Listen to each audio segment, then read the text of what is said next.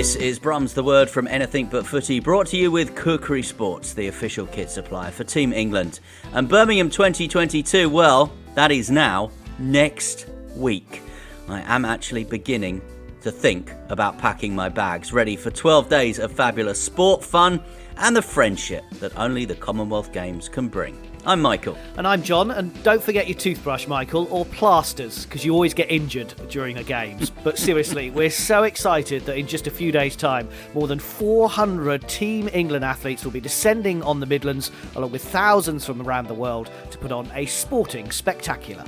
You are talking about the time I was put in a wheelchair during Glasgow 2014, aren't you? I don't like to mention it too much. In this latest episode, we are focusing on cycling as we focused on athletics in the last episode of Brum's The Word. We are joined by three of Team England's newest cycling stars. Hello, I'm Georgia Holt and I am a tandem pilot for Sophie Unwin. So my name's Joe Truman. I'm a British track cyclist, specialising I guess in the team sprint keirin. And this will be my second Commonwealth Games, so I'm looking forward to it. Hi, I'm Abi Smith. I'm on Team England doing road and time trial. But even those three can't go throughout an interview without mentioning Dame Laura and Sir Jason Kenny. Hear about the team leader and the new coach. Also coming up on Brum's The Word, have you got your Team England merch yet? Are you ready to support the pride? Stay tuned for an exclusive discount just by listening to this podcast, Brum's The Word from Anything But Footy. And in our news from the Games, they're still coming. Team England confirms its athletes for the 3x3 basketball and men's hockey, and find out what's really coming home this summer. This is Brum's The Word with Kukri Sports, a podcast from Anything But Footy. 4 years ago, the Commonwealth Games were held in the Gold Coast. I might have mentioned I was there. The track cyclists weren't actually. They were in Brisbane, about 2 hours up the road. Team England won 13 cycling medals across track, road, mountain and paracycling. And now at Birmingham 2022, 35 more cyclists have been confirmed to go for gold in a team, as John mentioned, led by the greatest British female Olympian of all time, Dame Laura Kenny. This will be only her second Commonwealth Games, having given birth to her son Abi in 2017 and previously winning gold in the points race at Glasgow 2014. I remember her telling us she'd literally just eaten porridge for a few days, having been ill in the run-up to the event. Once again, she'll be competing in the London 2012 Velodrome, the venue for the track racing at these Commonwealth Games. It is, of course, the venue she made her name, literally met Jason, and everything else in her world changed. She's joined on the squad by double gold medal-winning Paralympic champion Steve Bate, Olympic Omnium champion Matt Wells, Tokyo silver medalist and world Omnium champion Ethan Hayter, mountain bike world champion Evie Richards, and Paralympic silver medalist and road world champion Sophie Unwin, whose new tandem pilot is Georgia Holt. We'll hear from her and 2018 silver medalist Joe Truman, who's back in the sprint team after injury, in conversation with John in a moment. But first, Cycling Weekly's Domestic Rider of the Year for 2021, fresh from the Women's Tour, road cyclist and time trialer Abi Smith. Firstly, congratulations, because it's an important day. Yes, really important. It's very, very special. So I feel very honoured to be a part of Team England. When did it become apparent that it was going to happen, and how do you get told these things? It was my coach actually over email not very long ago. I think because obviously they have to wait until they know all the details and everything. But it was an email saying, "Oh, by the way, you've been selected." So that was such a surprise. It was brilliant, and I couldn't tell anyone at that point, which is always difficult. So not even family, friends? Technically, no. I hinted, but I didn't use any words. They couldn't actually give it away. So. I suppose with your events as well, there aren't tickets that people have to go and get, because it's the fact that it's road. You can turn up, assuming. Yeah, exactly. Just come and stand on the pavement. So the more the merrier, I'd say. Particularly for the time trial, it's very, very, very useful to have people either shouting your name or just cheering you on. It's so important. So it'd be great if more people could come down to watch, as it's free. Yeah, I think it's going to be a really great event. It's a home event, but it's not something that you're not used to, because obviously you've just finished the Tour of Britain. Yes, yeah. So women's tour was brilliant. It was so many people out cheering us on, and it was. I've been signing autographs, and I just keep thinking I was like 2 years ago maybe that I was the one who was getting autographs, and I remember having a little autograph book with all sorts of names in there, and it feels really strange to kind of be in the elite world now rather than on the fan side. So I'm going to ask the obvious question. Have you got Laura Kenny's signature? I think I actually do. And yet I've trained with her since Have you then. told her? No. I don't think I'd live that down. There we go. We've just broken the news to the nation that Abi Smith is a fangirl. Just a little bit. What does it mean, in all seriousness, to be on a team with Dame Laura? It's incredible. She's such an inspiration, as well as being able to work a family around it, and being the most decorated female Olympian is something that I would aspire to be. I mean, I'm not sure if I can win that many medals, let alone one, but I mean, it's something to aspire to, and just having her influence and inspiration is really important. So, you started reasonably late for cycling, is that fair? It was about 16. Yeah, so I did triathlon for about 8 years. So you did ride a bike? Yes, yeah, but I was a classic triathlon, can't handle, can't do anything, just falls off a lot. I mean, I still do all those things, but less of it. So, yes, it was, I did triathlon for a long time, and it was just, I was sort of okay at the swimming, but I just didn't enjoy it. And I think when you stop enjoying something, there's no point. And I entered a few youth cycling events and got spotted there. So it's all gone, it's just spiraled very, very quickly since then. And how does that process work? Do you get like a tap on the shoulder saying, would you like to go to British cycling? Yeah, so I was one of the national youth events, and there's always the coaches there just looking out for riders, and I got myself in a breakaway, and it was Ben Greenwood, who's now he's the coach of one of the men's endurance programs, and he invited me onto the junior program, and yeah, so I had to learn track at that point, which is a big step, but now I've transitioned back to just road, which is where my heart lies, I would say. So yeah, he spotted me, and I feel very lucky in lots of ways that everything's kind of just slotted into place to get me to where I am now. Tell us about how the team works. Obviously, the time trial, it's you against the clock, and that's pretty simple. Yeah. When you were in the team event on the road race, who gets priority? Is there a lead rider? We haven't had any discussions about it yet, but it's a fairly flat course, which does limit its some possibilities. So, for example, it's most likely to be a bunch sprint. So we will have designated sprinters or sprinter, of which we will be working for and leading out. Some people may be trying to go for breakaways or trying to make it a hard race, split it up. So yet to be decided, but I can pretty much tell you that I won't be sprinting.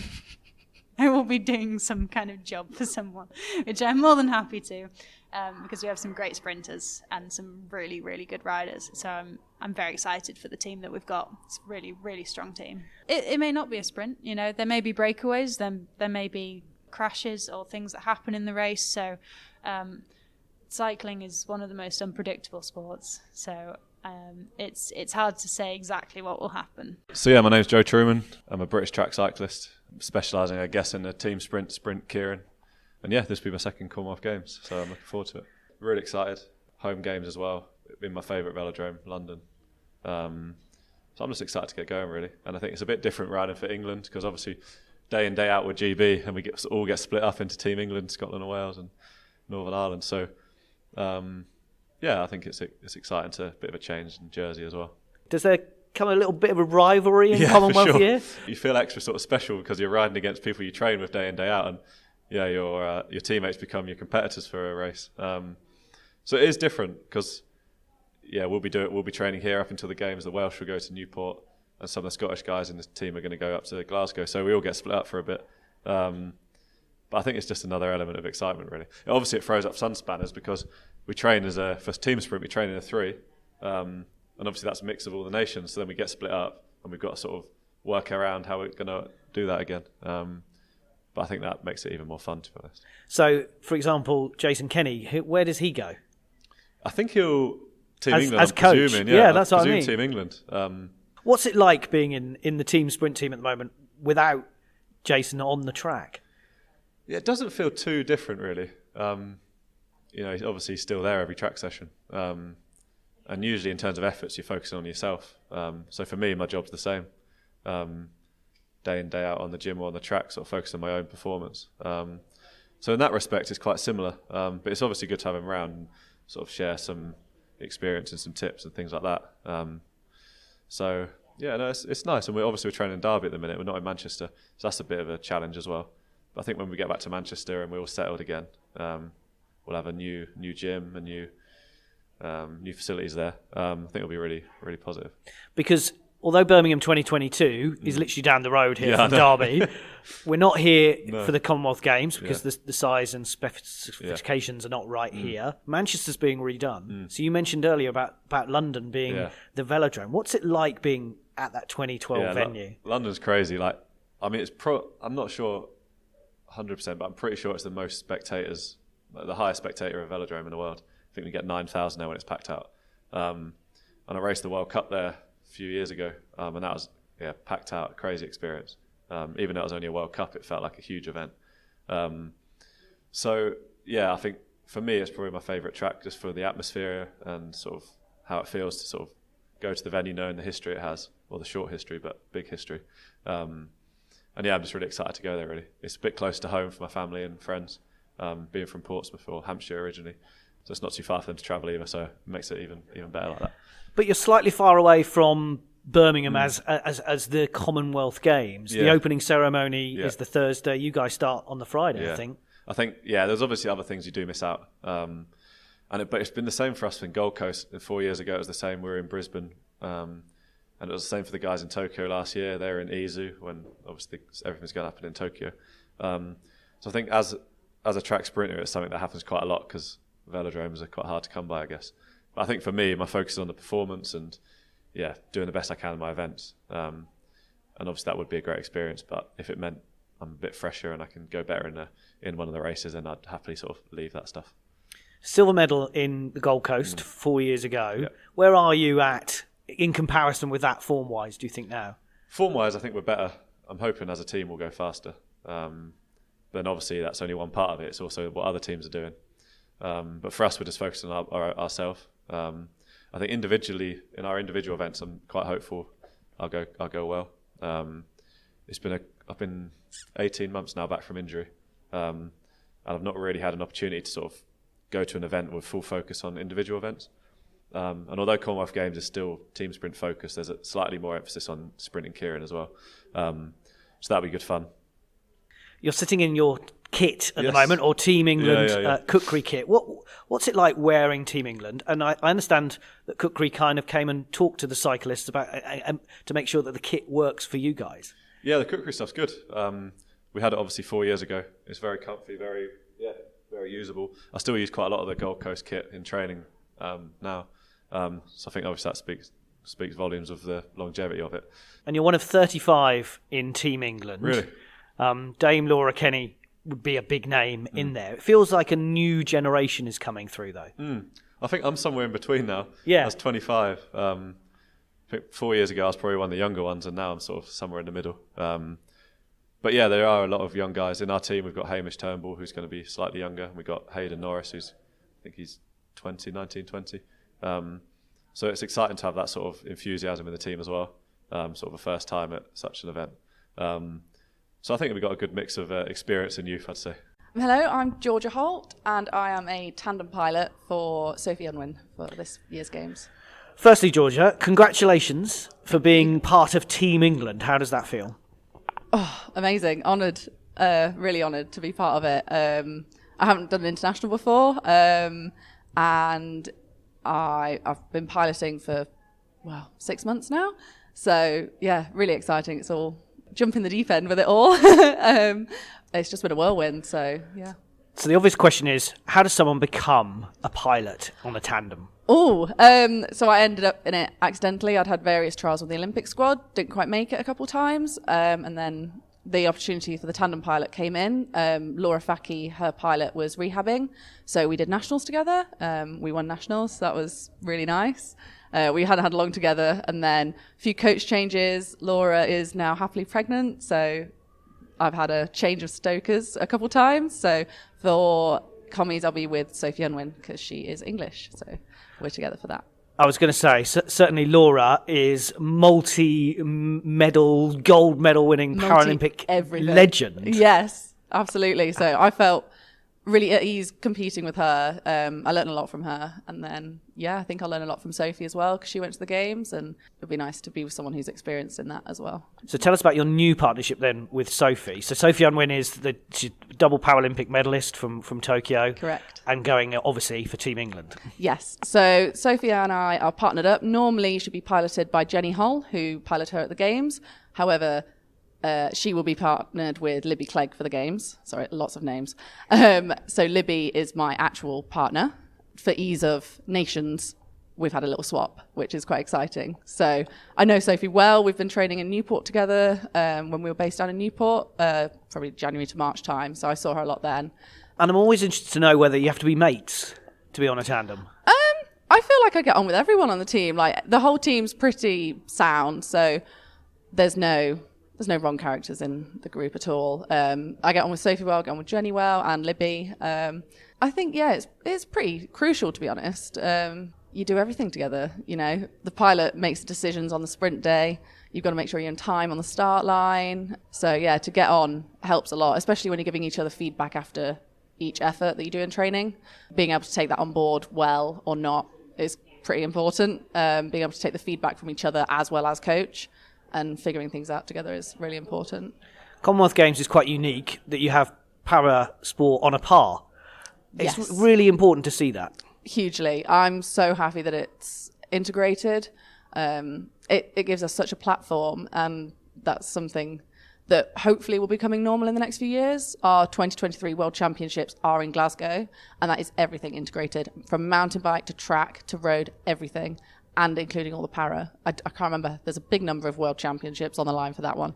But that's all integrated, and I hope that shows, and commies, of course, as well. I think 10% of our athletes are para this time, and I hope that grows and that it shows that it should be integrated. There is no reason why it can't be. So you're wearing the kit today. The very comfortable kit. How does it feel? Just have a lion on your chest is something. I've only been riding for 4 years, so to be here now is insane. I would never have pictured myself here. I was talent ID, so I rode horses before this. So if I ever thought I was going to go to a Games, I would have been on a horse rather than a bike. So to be here in this kit that is really nice. I'm excited. The skin suit looks amazing. Red and white, which is as the flag says. So yeah, no, really excited. And of course, the venue, although we're in Derby today, the venue for the Commonwealth Games is actually the London 2012 Velodrome. Big velodrome to be in. I think it's sold out, and to be there with a home crowd will be amazing. And we do enjoy that velodrome. It's quite an electric atmosphere that it all creates. We race there domestically throughout the years on solo bikes, what I have. So it'll be nice to be on a tandem there. And do you have any memories of London 2012? Because it's now 10 years on. Yeah. So at the time I was 12 and I remember we watched the eventing, the equestrian cross country. So we went there and that. So that was at Greenwich Park. That was at Greenwich. That was incredible. Oh, it was such an atmosphere. And I so wish I'd been a bit older so I could have really appreciated it. Because I now look back and I'm like, wow, I can't believe we were there. Even the volunteers helping you cross the road, they were just filled with like so much enthusiasm, and I really hope that comes to the Lee Valley again because it just brings the atmosphere from the outside in, and I think that velodrome will just house it really well. So yeah, that's my best memory. I think my dad and my brother, they went to the park, so they were like, "Oh, what's this massive Pringle-looking thing?" Turns out it was the velodrome. So yeah, to be there again is just going to be surreal, really. Yeah, you've reminded me. We used to call it the Pringle. Yeah, I think we did. It definitely looks like a Pringle. We went there in March for a race. But yeah, and then my mum's also volunteering in the velodrome as well. So she's that desperate to be there with me as well. So that'll be nice. That's fantastic. But I'm really excited. Yeah, we can certainly tell. Well, thank you so much for talking to Anything But Footy. No, thank you. Georgia Holt, Joe Truman and Abi Smith speaking there to you, John. And interesting listening to those brilliant interviews. Abi used to be a triathlete and actually trained with the Brownlee brothers, neither of who are going to be in Birmingham at the Commonwealth Games, but Team England's Georgia Taylor-Brown is. Absolutely. So, yeah, Abi was saying how she came into the sport of cycling quite late, didn't really like the swimming. And what she was saying about the Brownlees, and Georgia Taylor-Brown, just what a great relationship that they had and what an inspiration they were for all the athletes training in Leeds and working with British Triathlon in Leeds at their base. And it was really good to see. And we talk about it so much, Michael, don't we, about the legacy that the Brownlees have left, but it really is there. And actually Abi said to me that she still meets up with Johnny and Georgia most weeks for a couple of training sessions that they will do as part of her cycling routine. So it's good that they still have that relationship as well, which is really important. And of course, you mentioned, unfortunately, Johnny Brownlee won't be competing at the Commonwealth Games now. In the last week, he's confirmed that because he injured that elbow in Leeds a few weeks ago in the Leeds Triathlon event, he's desperately disappointed that he can't compete. He's just not ready to go for Team England this time, which is a huge loss for them in the triathlon. And also, in the last few days, fellow Olympic champion Katie Archibald has pulled out through injury from Team Scotland. The cyclist had shoulder surgery at the beginning of the year, but since then she suffered a back fracture, COVID, concussion, broken collarbone, another surgery, and 2 sprained ankles and a big ballooned leg. Ouch, is all I can say. We wish Katie all the best, and we'll see her back on the track for Great Britain very shortly. But it's interesting, Michael, isn't it, with the Commonwealth Games? There's a few concerns still about Adam Peaty. Duncan Scott missed the World Swimming Championships. Are we going to see some of our big Olympians not competing this time? Yeah, it does happen with Commonwealth Games. I remember in 2018, a lot of the big names, certainly in track and field, missed the Commonwealth Games just because of the scheduling of it coming very early in the programme.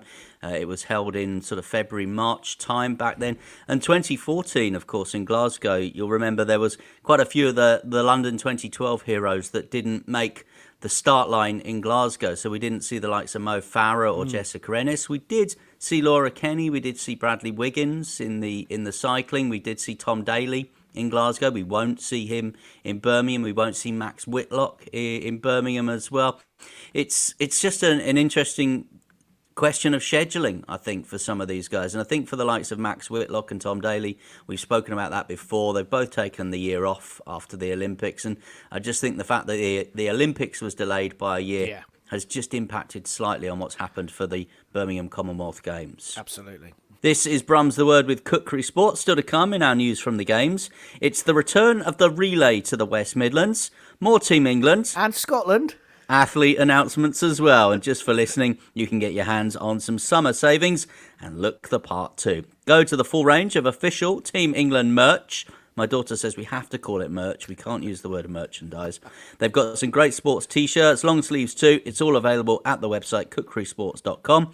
And you can save yourself 10% as well by using the code. It's exclusive to us, ABF 2022, an exclusive offer just for listening to Anything But Footy. So on to the news from the Games now, which, as we keep saying, is literally days away, and Michael is packing. Have you got enough shorts, Michael? Because I had to call my wife from Glasgow in 2014 when she was coming up to stay for a few days and say, can you bring me some more shorts? Because we'd run out. It's always the dilemma at this time of year. Can I still get into last year's summer wardrobe with the expanding waistline? Now, Team England's men and women's 3x3 basketball squad has been confirmed after a whittling down process since the end of May and tournaments in Romania, Serbia and France. The 8 players competing at the iconic venue of Smithfield, right in the centre of Birmingham, will be Chantel Handy, Sheridine Green, Hannah Jump, and Shanice Beckford-Norton for the women, and Jamal Anderson, Kane Henry, Miles Hesson, who's from Birmingham, in fact, and Orland Jackman, as 3x3 makes its Commonwealth Games debut. Now, we've been calling it 3-on-3, but I spoke this week to Stuart Kellett, who is the CEO of Basketball England, and he told me 3x3 is what we should be calling it. So every day's a school day.